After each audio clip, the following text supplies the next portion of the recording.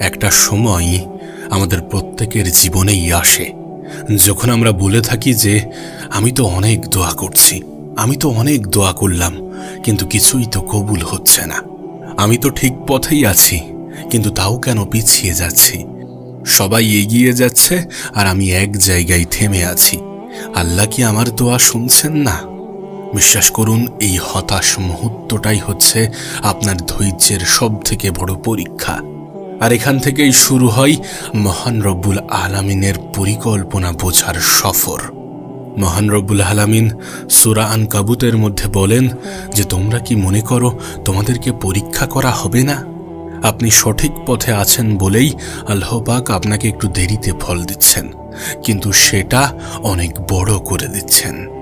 একবার ভেবে দেখুন, যখন সবকিছু আটকে যায় তখন সেটা কি দেরি নাকি প্রস্তুতি?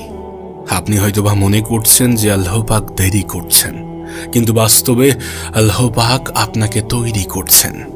আপনি যা চাইছেন, যেটা চাইছেন তার চেয়ে ভালো কিছু দেওয়ার জন্য আল্লাহ পাক আপনাকে প্রস্তুত করছেন।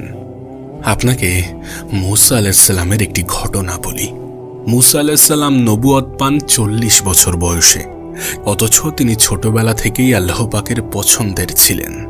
আল্লাহ পাক বলেন যে আমি তোমাকে আমার জন্য তৈরি করেছি, সূরা তোহা 41। তার জীবনের প্রত্যেকটা দেরিই ছিল আল্লাহ পাকের প্রস্তুতির অংশ। কেন আল্লাহ পাক সবকিছু একসাথে দেন না? আমরা হয়তোবা এমনটা ভাবি, কিন্তু প্রকৃত অর্থে আমরা এখনো সেইভাবে সবকিছু নেওয়ার জন্য প্রস্তুত নই। আমরা যেটা চাইছি সেটা পেলে হয়তোবা আমরা সেটাকে সামলাতে পারবো না, কারণ আমরা ভাঙার মাঝেই ঘুরছি। সেই জন্যই আল্লাহ পাক আমাদেরকে অপেক্ষা করান, কখনো কখনো ধৈর্যের পরীক্ষা নেন, কখনো কখনো আমরা আল্লাহ পাকের উপরে বিশ্বাস রাখি নাকি হতাশ হয়ে পড়ি, রবকে দোষারোপ করি, এমন কিছুর পরীক্ষা নেন। আপনি নিজেও খেয়াল করেছেন যে দুঃখের সময়ে আপনি বেশি ইবাদত করেন, কান্নার সময়ে আপনি আল্লাহ পাককে বেশি স্মরণ করেন।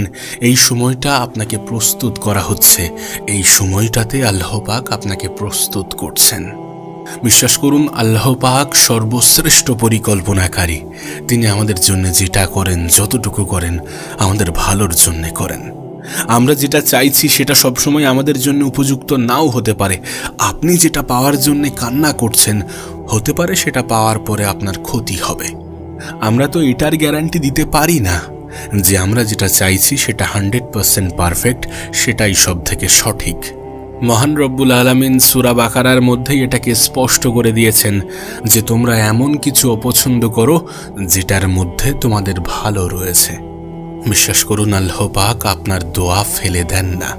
তিনি সেটাকে ধরে রাখেন ঠিক সেই সময়ের জন্য যখন আপনি সেটা পেলে শুধুমাত্র খুশি নয়, বরং তৃপ্তিও পাবেন। আপনার দোয়া এখনো কবুল হয়নি তার মানে এটা নয় যে আপনি বাতিল হয়ে গেছেন। নিঃসন্দেহে আপনি আল্লাহর প্ল্যানের মধ্যেই আছেন, শুধু একটু ধৈর্যের প্রয়োজন। আমরা তো প্রায়ই বলি যে সব ঠিক হয়ে যাবে ইনশাল্লাহ, ধৈর্য ধরতে হবে। আপনি কি একবারও ভেবে দেখেছেন যে ধৈর্য মানে কি শুধুমাত্র চুপচাপ হাত গুটিয়ে বসে থাকা, নাকি সমস্ত কিছুকে মেনে নিয়ে সামনে এগিয়ে যাওয়া, সঠিক সময় সঠিক পরিস্থিতির জন্য নিজেকে প্রস্তুত করা? কোরআন এবং তাফসীর আমাদেরকে এটাই শেখায় যে সাবার মানে শুধুমাত্র চুপচাপ বসে থাকা নয়, শুধুমাত্র সহ্য করা নয়, বরং এটা হলো ঈমানি প্রতিরোধ। নিশ্চয়ই আমাদের আল্লাহ ধৈর্যশীলদের সাথেই আছেন। সূরা বাকারা 115। এখন প্রশ্ন হচ্ছে, এই ধৈর্যশীল কারা?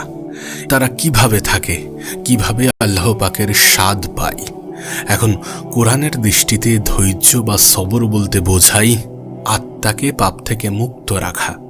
এটা শুধুমাত্র কষ্টের মুহূর্তে চুপ থাকা নয়, বরং সমস্ত অপরাধ থেকে নিজেকে বিরত রাখা এবং কঠিন সময়গুলোতে আল্লাহর উপরে ভরসা রেখে পরিস্থিতির মোকাবেলা করা। হয়তোবা কিছু মানুষ আমাকে অবহেলা করছে, কিন্তু আমি জানি আমার রব আমাকে দেখছেন এবং তিনি আমাকে অনেক বেশি ভালোবাসেন, আমাদেরকে অনেক বেশি ভালোবাসেন। এই বিশ্বাসটা রাখা উচিত, কারণ এটা কোনো কল্পনা, কোনো গল্প মিশ্রিত লাইন নয়, এটা বাস্তব, এটা সত্য। যদি ভালো না বাসতেন তাহলে এতটা আমরা তার থেকে দূরে থাকা সত্ত্বেও তিনি কেন আমাদেরকে রিজিক দিতেন, তিনি কেন আমাদেরকে ভালো রাখতেন, তিনি কেন আমাদেরকে সুস্থ রাখতেন? নিঃসন্দেহে এই সমস্ত কিছু প্রমাণ দেয় যে আমাদের রব আমাদেরকে অনেক বেশি ভালোবাসেন। ধৈর্য ধরা মানে কঠিন সময়গুলোতে ভেঙে পড়া নয়, বরং সবর করা। ধৈর্য মানেই হচ্ছে কঠিন সময়গুলোতে আল্লাহ পাকের উপরে বিশ্বাস রাখা, ভেঙে না পড়েও কাঁদতে পারা এবং অভিযোগ না করা। আমি আমার সমস্ত দুঃখ কষ্ট মহান রব্বুল আলামিনের কাছে শেয়ার করছি, আল্লাহ পাকের কাছে শেয়ার করছি। এই লাইনটি বলেছিলেন ইয়াকুব আলাইহিস সালাম, যিনি তার প্রিয় সন্তানকে হারিয়েও বলেননি যে আল্লাহ পাক কেন এমনটা করলেন। আপনার সফলতা দেরিতে আসছে, আপনার সাকসেস ডিলে হচ্ছে, তার মানে এমনটা নয় যে আপনি ব্যর্থ। এমনটা কেন ভাবছেন? হতে পারে আল্লাহ পাক আপনাকে ধৈর্যের ডিগ্রি দিচ্ছেন। ঠিক যেই সময়ে আপনি অপেক্ষায় থাকেন সেই সময়ে আল্লাহ পাক আপনাকে প্রস্তুত করেন। আপনি পরিশ্রম করছেন, আপনি ধৈর্য ধরছেন, আপনি নামাজ পড়ছেন, আপনি দোয়া করছেন, কিন্তু কিছুই হচ্ছে না। আপনার মনে হচ্ছে কিছুই হচ্ছে না, কিন্তু আল্লাহ পাক আপনাকে কি দেখছেন না? অবশ্যই তিনি দেখছেন এবং তিনি জানেন আপনার মনের মধ্যে কি চলছে, আপনি কি চান।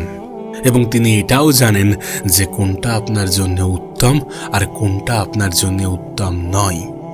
একটা কথা মনে রাখবেন, ধৈর্য মানে শুধুমাত্র চুপ থাকা নয়, আল্লাহ পাকের উপরে ভরসা রেখে চুপ থাকা, সঠিক সময়ের অপেক্ষা করা, নিজেকে ঠিক রাখা এবং সময় মতো ফল পাওয়ার আশা করা।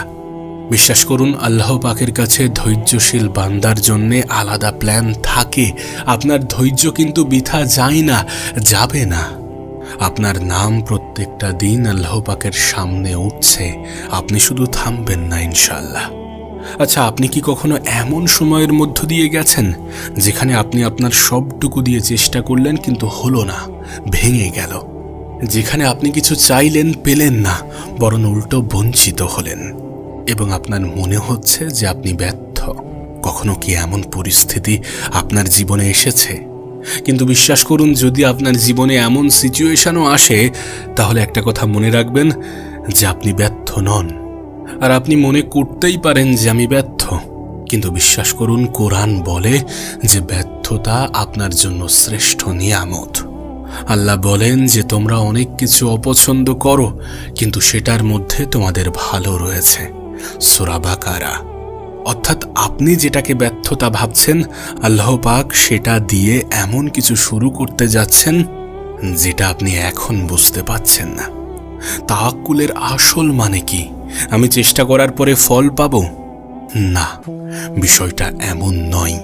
তাওয়াক্কুল মানে হচ্ছে আমি চেষ্টা করব কিন্তু ফল আল্লাহ পাকের উপরে ছেড়ে দেব, কারণ তার পরিকল্পনাটাই সেরা। এটা সেই আত্মবিশ্বাস যেটা বলে আল্লাহ চাইলে এই ব্যর্থতা থেকেও কিছু সৃষ্টি করবেন। আপনি ভেবে দেখুন, নবীদের জীবনে ব্যর্থতার মুহূর্তগুলো কিভাবে সফলতার শুরু ছিল। ইউসুফ আলাইহিস সালামকে দেখেন, তিনি কূপে নিক্ষেপ হলেন, দাস হিসাবে বিক্রি হলেন, জেলে গেলেন, কিন্তু সেই জেলই তাকে রাজপ্রাসাদের দরজায় পৌঁছে দেয়, কারণ এটা আল্লাহ পাকের পরিকল্পনার অংশ ছিল। আপনাকে বেশি দূর যেতে হবে না, আপনি আমাদের প্রিয় নবী মুহাম্মদ সাল্লাল্লাহু আলাইহি সাল্লামকেই দেখেন না। তিনি তায়েফে পাথর খেলেন, বদর যুদ্ধের সংখ্যা ছিল কম, উহুদে ক্ষতিগ্রস্ত হলেন। এই সব কিছু দেখে মনে হয় যেন ব্যর্থতা, অথচ মহান রব্বুল আলামিন এগুলো দিয়েই তৈরি করেছেন সেই উম্মাহ যারা কিনা 23 বছরের মধ্যে গোটা পৃথিবীকে বদলে দিয়েছে। আপনার জীবনের ব্যর্থতাগুলো এটার প্রমাণ দেয় না যে সবকিছু শেষ হয়ে গিয়েছে। আপনি যেটাকে শেষ ভাবছেন, যেখানে শেষ ভাবছেন, মহান রব্বুল আলামিন হয়তোবা সেখান থেকেই আপনাকে প্রস্তুত করছেন নতুন এক যাত্রার জন্যে। শুধু আপনি আপনার জীবনের কোনো সিচুয়েশনে যেন আল্লাহ পাকের উপর থেকে বিশ্বাস হারাবেন না, যেন আল্লাহর পরিকল্পনার উপরে সন্দেহ করবেন না, কারণ আল্লাহর প্ল্যান সব সময়ই শ্রেষ্ঠ ছিল, শ্রেষ্ঠ আছে এবং শ্রেষ্ঠ থাকবে।